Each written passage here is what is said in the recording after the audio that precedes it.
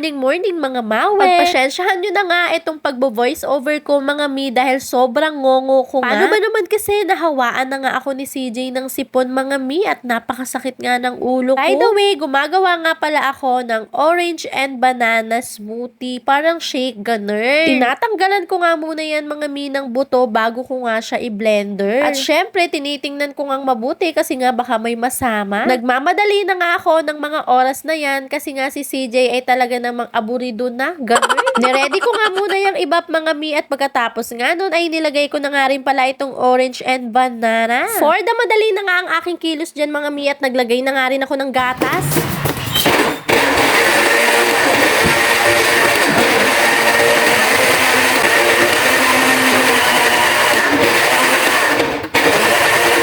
Alam nyo ba mga mi, buti na nga lang nasasanay ko nga si CJ sa mga ganitong iniinom. Kapag nga iniisip ko pa lang yung gagawin ko mga mi, ay inuunahan ko na nga ng negative ganun. Paano ba naman kasi iniisip ko nga kung magugustuhan nga ni CJ kasi baka masayang ganun. Sa lahat naman ng ginagawa ko at napapakita ko nga dito sa video, talaga namang nagugustuhan niya mga mawe. Kitang-kita nyo naman nga ang batang ito talaga namang wala nang tigil sa paghigo.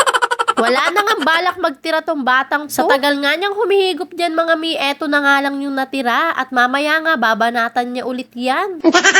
Naiba pala ako mga mi, karugtong nga pala to ng video ko kahapon. Kasi kung mapapansin nyo, ganyan pa rin nga yung damit Pagkaalis nga ni daddy, talaga namang inasikaso ko na agad tong batang makulit. Pinaliguan ko na nga rin yan mga mi at tinutbrushan ko nga muna. Sanay na sanay nga yan si CJ na magtututbrush muna bago maligo. At siya pa nga minsan yung nagpapaalala sa akin, brush daw, ganon. And pagkatapos naman nga niyang maligo mga mawe, etong at naghahanap na ako ng maisusuot niya. At ang sabi ko nga sa kanya, wag niya munang tanggalin yung towel at napakahirap mag-edit, tatakpan ko pa yung pututoy niya. Charis. Nilagyan ko nga lang din ng powder si CJ and after nga niya, nilinis ko nga lang muna yung ilong niya dahil nga maraming julangot, ganon. Nagligpit na nga rin ako ng aming hinigaan dyan mga mawe.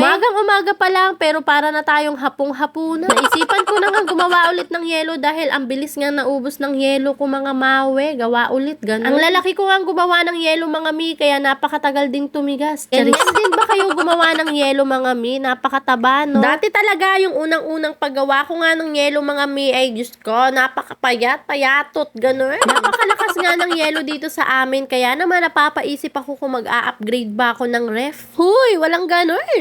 Uy, walang mag-upgrade. Wala tayong anda. Pero manifesting na tayo dyan, mga mawe. Dumarating nga rin sa point, mga mi, na namamaga nga rin ko dyan, kakabalot ng yelo. Pero syempre, hindi ko naman iniinda yun. Kaya nga lang, medyo masakit na. Kahit papaano nga, kapag naipon nga yung benta dito sa yelo, nakakabayad na nga rin kami ng tubig. At ayan na nga yung lahat ng nagawa ko, mga mi, dahil meron pa naman dun sa ref. Pagkalagay ko nga, mga mi, ay eto nga, inon ko na nga ulit, dahil semi-defrost nga po pala itong ref. O, siya, mga mi, salamat sa pagtanaw. Ay, Bisaya di ay ko.